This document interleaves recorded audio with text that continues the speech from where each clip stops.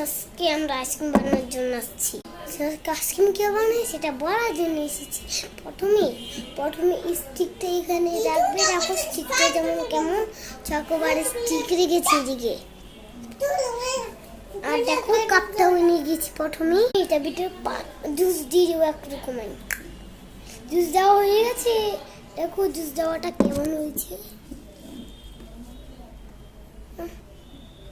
গেছে রাখা। আমি ফ্রিজে কয় ঘন্টার জন্য রাখবো, মানে 3-4 ঘন্টার জন্য হয়ে যাবে। দেখিয়ে দিলাম। এবার আমি চলে যাই, আবার 3-4 ঘন্টা পর দেখা হবে। 1 সেকেন্ডই আমার জন্য 3-4 ঘন্টা। আমি আসি, কাপটা দাঁড়াও 1 সেকেন্ড।